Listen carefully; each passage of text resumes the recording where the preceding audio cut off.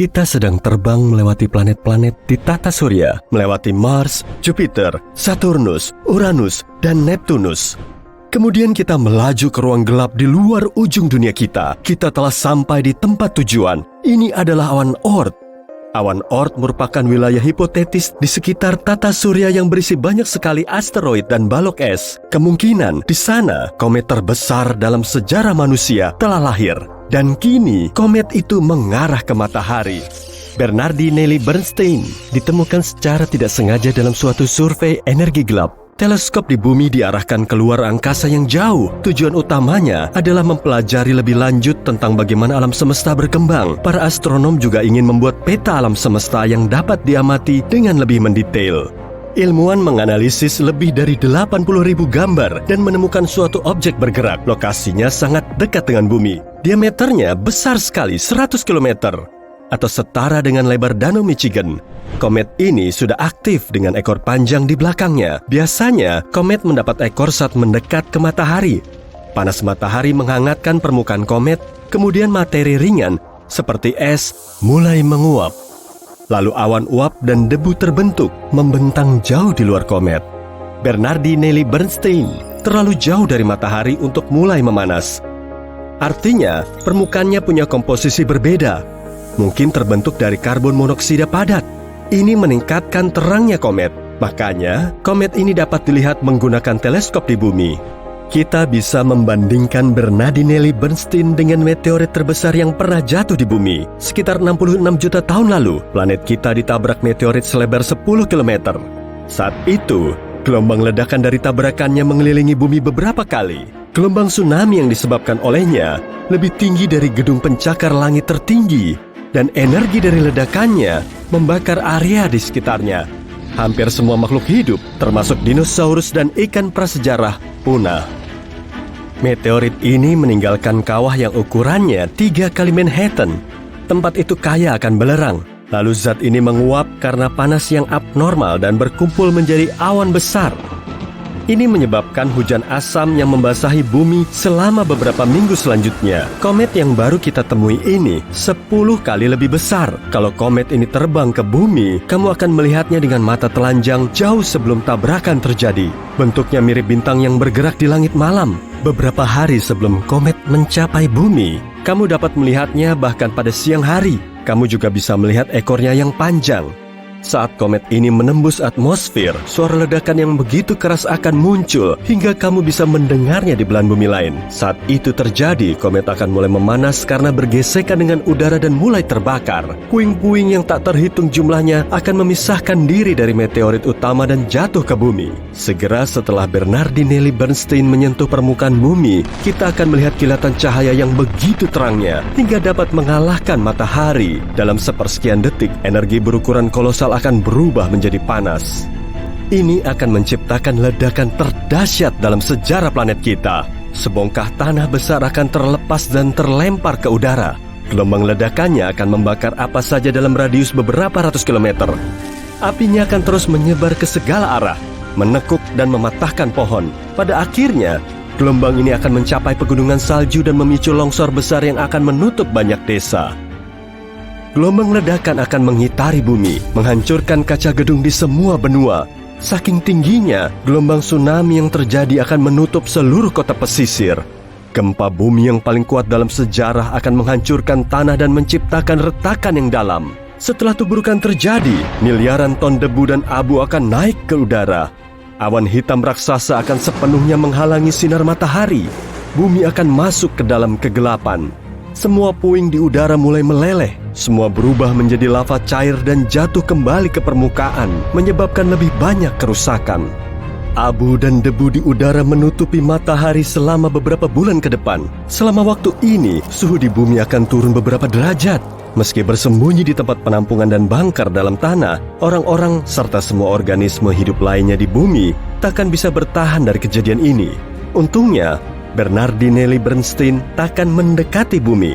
Saat ini, komet itu berjarak sekitar 20 unit astronomi dari matahari, atau 20 kali jarak bumi ke matahari. Artinya, komet itu akan segera melintasi orbit Uranus. Pada tahun 2031, jaraknya menjadi 11 unit astronomi dari matahari, alias tepat di luar orbit Saturnus. Ini adalah titik terdekat Bernardinelli Bernstein dengan matahari. Lalu komet ini akan terbang kembali ke tepi tata surya. Tapi, komet ini pasti akan kembali lagi. Kali ini akan menjauh dari matahari dan melambat sampai gravitasi bintang itu menariknya kembali. Lalu sang komet akan kembali mengitari tata surya. Tapi semua ini butuh waktu sekitar 3 juta tahun. Saat ini, ada banyak asteroid lain yang perlu kita perhatikan. Misalnya, 3200 Phaethon. Asteroid ini melintasi orbit Mars, Bumi, Venus, dan Merkurius, lalu mengitari matahari dan kembali. Siklus ini memakan waktu sekitar 523 hari. Kemudian siklusnya berulang lagi. Asteroid ini dianggap berpotensi berbahaya karena melintasi orbit Bumi pada jarak 7,5 kali lipat Bumi ke bulan. Dalam salah satu masa terakhirnya mendekati Bumi, batu selebar 5,7 km ini menghujani planet kita dengan meteor kecil. Karena asteroid ini sering melewati matahari, permukaannya mungkin terlihat seperti dasar rawa lumpur. Asteroid ini ditutupi tanah bersisik dan retak. Saat terbang melewati bumi, sisik ini terlepas dan menyebabkan hujan meteor. Tapi, asteroid yang berpotensi bahaya paling besar adalah 1999 JM8. Ukurannya setara 77 lapangan sepak bola. Jarak asteroid ini ke bumi adalah 9 kali jarak bulan. Jarak terdekatnya ke bumi akan terjadi pada bulan Agustus tahun 2137. Jika meteorit seperti ini menabrak bumi, satu benua bisa musnah, sementara sisanya mengalami tsunami besar, tapi mampu bertahan. Jadi, otomatis para ilmuwan sedang memikirkan cara untuk melindungi bumi dari bencana semacam itu. Solusi pertama adalah semacam Big Bang terkendali. Salah satu hukum fisika mengatakan, jika kamu menerapkan kekuatan ke satu arah, reaksi akan terjadi di sisi berlawanan. Jadi, jika kita melihat asteroid yang akan menabrak bumi, kita harus mengirim roket ke arahnya. Dengan begini, kita bisa menghasilkan ledakan terkendali, bukan di dalam, melainkan tepat di atas permukaannya. Ledakan ini akan diarahkan ke atas, dan asteroid yang kita incar akan bergeser ke bawah. Pergeseran kecil ini sudah cukup untuk mengubah lintasan asteroid. Lalu, asteroid ini akan terbang melewati bumi. Cara lainnya adalah mengirim benda berat, seperti pesawat antariksa, ke objek angkasa ini. Setiap objek berat punya gravitasi sendiri. Jadi, pesawat antariksa itu harus terbang dekat dengan asteroid dan akan menarik pesawat ke permukaannya. Tapi mesin pesawat antariksa kita akan menolak. Pesawat itu pun mulai menarik asteroid ke arah berlawanan. Ini akan mengubah lintasan asteroid dan planet kita akan tetap utuh. Kita juga bisa menabrak asteroid dengan pesawat antariksa tadi. Boom! Atau kita bisa membangun stasiun ruang angkasa seperti ISS yang akan dilengkapi banyak lensa pembesar raksasa. Kita akan mengirim stasiun ini lebih dekat ke matahari dan mulai mencari asteroid yang berpotensi bahaya. Lalu, kita arahkan semua lensanya agar sinar matahari terfokus ke satu batu raksasa itu. Panasnya akan mulai menguapkan materi di permukaan asteroid. Di sanalah fisika akan berperan lagi. Materinya akan menguap ke atas dan asteroid akan bergerak ke bawah. Kita juga bisa membungkus asteroid menggunakan kertas reflektif, semacam aluminium foil. Biasanya, objek ruang angkasa menyerap sebagian besar sinar matahari. Tapi jika asteroid ditutupi begini, sinarnya akan memantul. Ini akan menciptakan kekuatan mendorong yang lemah. Itu seharusnya cukup untuk menghindari tabrakan. Kita juga bisa menambatkan mesin roket ke asteroid. Dengan begini, kita bukan cuma bisa mengubah lintasannya, tapi juga mengendalikannya. Namun, semua ini tergantung ukuran asteroid yang kita incar dan jumlah mesin roket kita. Kemudian, kita bisa menggunakan batu besar ini untuk menabrakkannya ke asteroid lain yang lebih besar. Hari itu tanggal 2 September 1859. Orang-orang di seluruh Eropa dan Amerika Utara bangun pada malam hari dalam keadaan bingung dan masih lelah. Mereka yakin hari sudah pagi karena di luar sangat cerah. Tapi ketika mengintip keluar jendela, mereka mendapati cahaya cerah ini bukanlah sinar matahari. Langit diterangi aurora intens yang tak terhitung jumlahnya. Merah, hijau, dan ungu. Warnanya begitu terang sehingga orang-orang bisa membaca buku semudah pada siang hari. Aurora-aurora ini muncul bahkan di wilayah yang belum pernah menyaksikannya selama ini. Seperti Kuba, Kepulauan Bahama, Jamaika, dan Hawaii. Efek visual yang keren bukanlah satu-satunya hal yang membuat orang-orang terpesona sekaligus ngeri. Alat yang paling berteknologi tinggi saat itu, kabel telegraf, mengalami korsleting di seluruh Eropa dan Amerika Serikat. Bunga api beterbangan dari peralatan listrik dan banyak operator manusia tersambar sengatan listrik. Kertas-kertas di kantor telegraf terbakar hangus. Semua mesin segera dilepaskan dari baterainya, tapi mesin-mesin ini tetap secara misterius mengirimkan pesan rusak. Kebakaran yang dipicu oleh korsleting menyebar ke area luas. Cahaya warna-warni terus menari-nari di atas kepala. Semua ini menyebabkan kepanikan dan kebingungan total. Penduduk bumi tidak pernah melihat atau mengalami hal seperti ini sebelumnya. Pada saat itu, hanya sedikit orang yang tahu bahwa matahari adalah penyebab kekacauan ini. Salah satunya adalah astronom Inggris Richard Carrington. Sekitar pukul 11 siang pada tanggal 1 September, pria itu sedang berdiri di dekat teleskop di observatorium pribadinya. Dia mengamati bintik matahari di permukaan matahari. Tiba-tiba, 2 titik cahaya putih terang muncul. Mereka tampak seterang sinar matahari langsung. Pada saat itu, sang astronom tidak tahu kekacauan mengerikan seperti apa yang akan ditimbulkan suar ini. Belakangan, barulah diketahui dengan jelas bahwa matahari telah menghasilkan badai geomagnetik dahsyat dan melepaskannya ke lapisan pelindung planet kita. Gelombang demi gelombang partikel bermuatan menghantam atmosfer bumi. Medan magnet bumi tidak cukup kuat untuk menghentikannya, sehingga tertembus dan badai tadi pun menghantam bumi serta menyebabkan malapetaka. Fenomena ini dinamai peristiwa Carrington. Sejauh ini, itu adalah badai matahari terparah yang pernah tercatat. Untungnya, itu terjadi ketika manusia belum punya terlalu banyak teknologi canggih dan tidak terlalu rentan terhadap amukan geomagnetik matahari. Badai matahari tahun 1859 ini 3 kali lebih kuat dibanding yang terjadi pada 13 Maret tahun 1989. 3 hari sebelum dimulai, para astronom menyaksikan letusan dahsyat di permukaan matahari. Dalam beberapa menit, miliaran ton awan gas terlempar dari bintang itu. Gas ini meluncur langsung ke planet kita dengan kecepatan jutaan kilometer per jam. Pada hari Senin, tanggal 12, massa plasma surya yang sangat besar mencapai medan magnet bumi. Badai ini begitu dahsyat sehingga menimbulkan aurora yang spektakuler dan menciptakan arus listrik bawah tanah di bawah Amerika Utara. Arus ini menemukan sejumlah kelemahan di jaringan listrik Quebec, Kanada. Dan dalam kurang dari 3 menit, seluruh kota kehilangan daya. Jutaan orang mendapati diri mereka terjebak di jalan-jalan yang gelap gulita, gedung-gedung gelap, dan lift macet. Mereka terbangun di rumah berudara sangat dingin tanpa bisa memasak sarapan. Pemadaman listrik 12 jam yang mengikutinya menutup perbisnisan, bandara, dan sekolah. Metro Montreal pun ikut ditutup. Di Amerika Serikat, ratusan jaringan listrik mulai bermasalah beberapa menit setelah badai tadi menghantam permukaan bumi. Untungnya, semua masalah ini tidak menyebabkan pemadaman listrik. Akan tetapi, badai itu cukup parah hingga mengganggu sistem komunikasi satelit dan sinyal radio. Beberapa satelit luar angkasa lepas kendali selama beberapa jam. Banyak di antaranya mengalami masalah misterius yang hilang begitu saja ketika badai mulai mereda. Tidak ada surat kabar yang membahasnya, tapi pada tahun 2012, bumi hampir binasa setelah luput tipis dari badai matahari ekstrem yang paling parah dalam 150 tahun terakhir.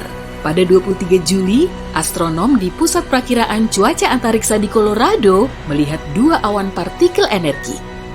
2 awan ini meletus dari permukaan matahari dan meluncur ke luar angkasa. Hanya dalam 19 jam kemudian, awan ini meluncur melewati tempat yang baru saja ditinggalkan planet kita. Jika letusan matahari ini terjadi beberapa hari sebelumnya, bumi akan berakhir di garis api. Jadi, bagaimana jika badai matahari sekuat peristiwa Carrington ikonik terjadi saat ini? Seberapa besar dampak yang ditimbulkannya? Akankah hidup kita kembali normal setelah bencana seperti itu? Sebelum menguak jawaban atas pertanyaan-pertanyaan ini, mari kita cari tahu apa itu badai matahari. Matahari adalah bola gas cair raksasa yang terus berubah. Sesekali, dia memuntahkan semburan energi, yakni suar surya. Suar surya sering muncul seiring dengan fenomena yang disebut lontaran massa corona, yaitu gelembung gas raksasa terionisasi yang dapat melaju hingga lebih dari 966 km per detik.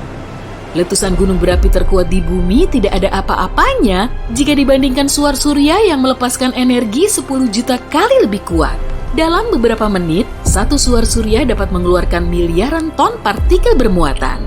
Suar surya juga sangat panas dengan suhu mencapai jutaan derajat Celcius. Para astronom meyakini semburan radiasi surya seperti itu terjadi ketika medan magnet matahari terpelintir di beberapa area. Pada satu ketika, semua energi yang terpendam itu terlepas. Bintang mengirimkan cahaya dan partikel yang kebanyakan adalah elektron dan proton. Sebagian besar suar surya berlangsung selama beberapa menit, tapi ada juga yang berlangsung sampai berjam-jam. Para ilmuwan mengklasifikasikan suar surya tergantung tingkat kecerahannya di bawah sinar X. Kita tidak akan bisa melihat suar terkecil tanpa bantuan peralatan khusus. Suar surya menyebabkan pemadaman sinyal radio sekilas di kutub, tapi tidak terlalu serius. Suar kelas X lah yang harus dikhawatirkan semua orang. Suar kelas X menyebabkan badai matahari terkuat yang bertahan paling lama. Saat membayangkan bahaya yang datang dari luar angkasa, kebanyakan dari kita membayangkan asteroid yang mendekat, seperti asteroid yang memusnahkan para dinosaurus. Tapi ternyata, kita harus lebih khawatir tentang matahari tua yang setiap hari kita lihat. Badai matahari super kuat yang mengarah ke bumi tidak akan terjadi seketika. Pertama, akan ada sinar matahari berenergi tinggi yang adalah sinar ultraviolet dan sinar X. Sinar ini akan mengionisasi atmosfer atas planet kita dan mengacaukan komunikasi radio. Setelah itu, badai radiasi akan menghantam bumi. Dan akhirnya beberapa hari kemudian, awan besar yang terdiri dari partikel matahari bermuatan akan mencapai atmosfer kita.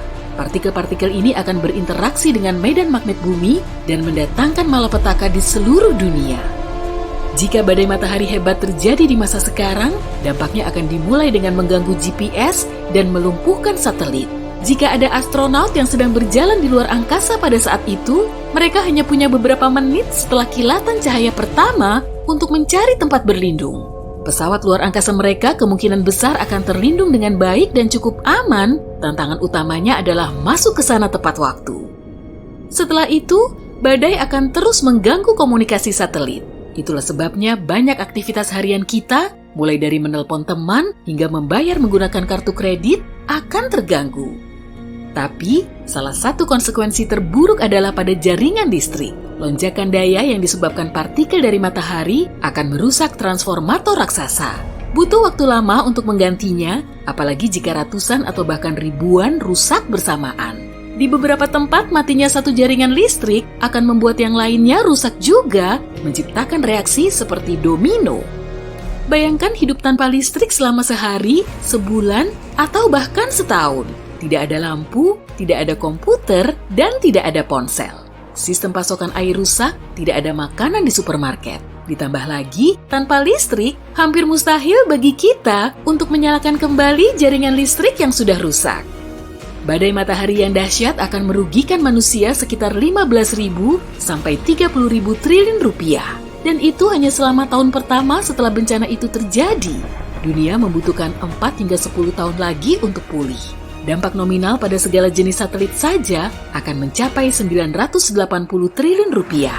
Di bawah aurora yang indah, manusia harus terbiasa dengan gaya hidup baru yang sangat berbeda. Tidak diragukan lagi, kita akan mendapatkan peringatan lebih awal. Peralatan modern di seluruh dunia dan di luar angkasa tidak berhenti mengamati matahari, bahkan sedetik pun. Begitu badai matahari yang buruk terjadi, manusia akan punya waktu untuk bersiap, antara beberapa jam sampai beberapa hari. Dan, jika transformator dinonaktifkan pada waktunya, dampaknya tidak akan terlalu parah. Apa yang akan kusebutkan berikutnya mungkin terdengar menakutkan, karena selain itu, ada juga suar super. Dibandingkan suar semacam ini, semburan radiasi matahari kita bukanlah apa-apa. Biasanya, suar super terjadi pada bintang muda yang aktif. Pada tahun 2016, astronom melihat fenomena seperti itu. Sebuah bintang yang berjarak 1.500 tahun cahaya dari bumi menghasilkan suar 10 miliar kali lebih kuat dibanding yang meledak dari matahari kita.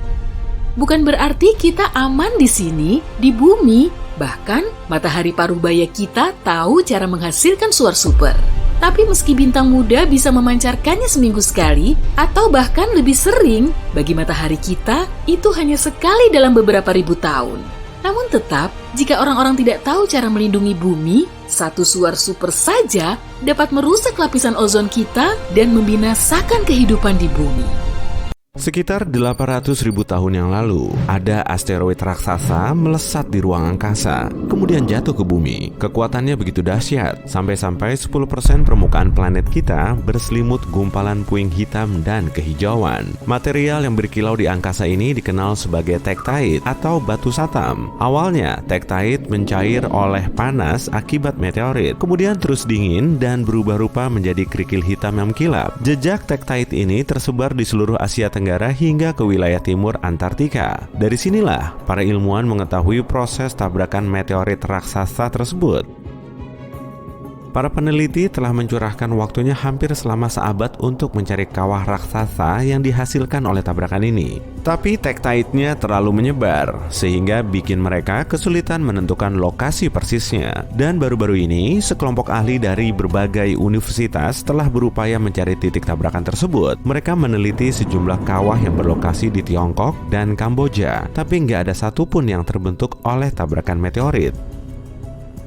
Kemudian, mereka melanjutkan penelitiannya di Laos. Ternyata konsentrasi tektite di sini paling tinggi. Dan setelah memilah semua kawah yang terlihat, mereka mengusulkan teori baru. Mungkin nggak sih kalau kawahnya tertutup sesuatu? Mereka pun mulai mengukur gaya gravitasi di berbagai lokasi di seluruh penjuru Laos. Dan akhirnya, mereka mendeteksi anomali gravitasi yang cukup kuat di lokasi erupsi gunung berapi purba, tepatnya di bawah lapisan lava vulkanik tebal yang telah dingin. Rupanya di situ ada kawah besar dengan kedalaman lebih dari 91 meter, lebar 13 km, dan panjang 18 km. Mengingat lokasi dan besarnya kawah ini, para ilmuwan yakin di situ telah terjadi tabrakan meteorit purba lebih dari 2 miliar tahun lalu, jauh sebelum zaman dinosaurus. Bumi juga dihantam oleh salah satu asteroid terbesar yang pernah ada. Diameternya kira-kira 10-14 km dan telah menghasilkan kawah Fredefort. Lokasinya ada di Afrika Selatan, dan saat terbentuk, kawah ini berdiameter 300 km, yang diyakini sebagai kawah terbesar di bumi. Selama berabad-abad, kawah jumbo ini perlahan terkikis ke pusat tabrakannya yang berupa bukit berbatu kubah Fredefort. Formasi ini sangat besar, dan bahkan bisa dilihat dari ruang angkasa. Saat ini, kubah Fredefort telah diakui sebagai situs warisan dunia. Di situ juga terdapat sejumlah kota dan komunitas yang bisa memikat para turis untuk mengunjungi kawah purba tersebut. Pada tahun 1943, seorang pilot keluar dari jalur penerbangan normalnya untuk menghindari kondisi cuaca ekstrim. Saat melintasi Quebec, Kanada, dia melihat cekungan besar hampir bulat sempurna yang kemudian diketahui sebagai kawah Pingualuit. Sekitar 1,4 juta tahun yang lalu, meteorit jatuh ke situ, lalu menghasilkan kawah kecil dan dalam, diameternya 3 km dan kedalamannya 400 meter. Di bawah kawah terdapat danau berair biru tua, dan airnya diyakini paling murni di dunia karena nggak tercampur dengan material yang keluar dan masuk danau. Jadi bisa dibilang danau ini cuma menampung air hujan dan salju yang mencair. Di sini juga terdapat ikan Arctic char. Di Kanada, juga ada cekungan Sudbury yang terbentuk lebih dari 1, miliar tahun lalu. Cekungan ini merupakan salah satu kawah tabrakan terbesar dan tertua di dunia. Letaknya ada di Ontario, dan saking dahsyatnya dampak dari tabrakan ini, puingnya bisa ditemukan hingga sejauh 804 km, tepatnya di Minnesota. Nggak seperti kebanyakan kawah bekas tabrakan lain yang umumnya bundar, cekungan Sudbury berbentuk oval, panjangnya 62 km dan lebarnya 30 km. Lokasi tabrakan pertama kemungkinan mencapai kedalaman 16 km, tapi versi modernnya jauh lebih dangkal. Asteroid yang tadinya jatuh ke situ telah membawa mineral alam dalam konsentrasi tinggi, sehingga menyuburkan tanah. Dasar kawahnya kini dimanfaatkan sebagai ladang buah-buahan dan sayur mayur. Formasi kawah yang unik ini juga dipakai untuk latihan para astronot Apollo sebelum mereka menjalankan misi ke bulan. Nah, yang paling terkenal tentu saja meteorit Chicxulub karena telah memusnahkan 75% organisme di bumi, termasuk dinosaurus. Meteorit Chicxulub berdiameter 10 km saat jatuh ke bumi 66 juta tahun lalu. Kawahnya kini berada di pesisir Meksiko, tersembunyi di dasar laut. Diameter kawah ini sekitar 150 km dan kedalamannya 19 km. Baru-baru ini, para ilmuwan berhasil mengebor sisi terdalam kawah ini untuk mengambil sampel batunya. Mereka kemudian menyimpulkan kepunahan dinosaurus bukan disebabkan oleh meteorit besar atau skala ledakannya, tapi karena titik jatuhnya. Meteorit Chicxulub menabrak kawasan yang dipadati senyawa mineral gipsum. Mineral sulfat lembut ini biasanya digunakan sebagai bahan pembuatan pupuk. Tabrakan ini meledakkan banyak belerang ke udara, kemudian menghalangi sinar matahari. Akibatnya, musim dingin berkepanjangan bikin para dinosaurus tumbang. Salah satu kawah termuda di dunia yaitu Kawah Beringer di Winslow, Arizona. Kawah ini juga terawat dengan sangat baik. Beringer terbentuk 50.000 tahun lalu oleh meteorit berat yang dipenuhi besi. Karena atmosfer bumi kewalahan menekan laju bongkahan logam besar ini, tabrakan dahsyat pun nggak bisa terelakkan. Meteorit ini kemudian menguap akibat tabrakan dan menyisakan sedikit bongkahan. Nama kawah yang dihasilkan dari ledakan dahsyat ini diambil dari pria yang pertama kali menemukannya pada tahun 1903, yaitu seorang ahli teknik pertambangan bernama Daniel Beringer. Diameternya 1.200 meter dan kedalamannya 170 meter. Sampai sekarang pun, keluarga Beringer masih punya hak milik atas lokasi tabrakan ini. Dan kamu juga bisa kok datang ke kawah ini dengan menyusuri pinggirnya bersama pemandu. Kawah Popigai di Siberia layak menjadi kawah yang paling memukau di dunia. Kawah ini terbentuk lebih dari 35 juta tahun lalu oleh tabrakan asteroid. Dengan diameter 100 km, Kawah Popigai menduduki urutan keempat dalam jajaran kawah terbesar di dunia. Keunikannya bisa teramati dari banyaknya endapan berlian yang terkandung. Tekanan kuat yang dihasilkan telah mengubah grafit menjadi berlian. Bahkan menurut para ilmuwan, kawah ini mengandung triliunan karat berlian, tapi nggak ada yang menambangnya karena lokasinya terpencil dan infrastrukturnya sangat minim.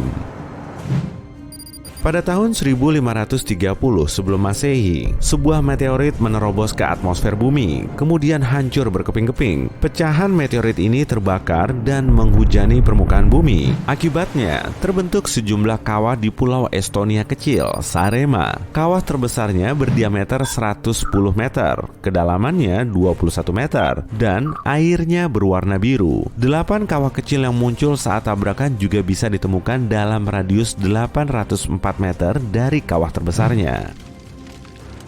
Tabrakan meteorit ini telah membakar pepohonan di seisi pulau. Sebagian besar area hutannya juga hangus. Untungnya, hutan ini kini telah tumbuh kembali dan kawahnya menjadi destinasi hiking populer di kalangan para turis. Kawasan yang kita kenal sebagai Quebec di Kanada ini pernah dihantam meteorit sekitar 200 juta tahun yang lalu. Tabrakan ini kemudian menghasilkan kawah terbesar ke-6 di dunia yang berdiameter 64 km. Selama berabad-abad, pinggiran luar kawahnya dipenuhi air, dan sekarang lokasi ini dikenal sebagai reservoir Manicouagan. Ukurannya sangat besar, sampai bisa teramati dari luar angkasa. Danau ini juga dijuluki sebagai Mata Quebec karena bentuknya kelihatan aneh. Kawah meteorit tertua di dunia berlokasi di Australia Barat. Namanya Kawah Yarrabuba. Wah, unik juga ya namanya. Nah, kawah berumur 2,2 miliar tahun ini kelihatan sangat tua sampai-sampai kawah aslinya sudah benar-benar terkikis. Diameter Yarrabuba sekitar 30 sampai 70 km. Para ilmuwan berhasil memperkirakan umur kawah ini dengan menganalisis kristal dan mineral purba yang terdapat di dalamnya.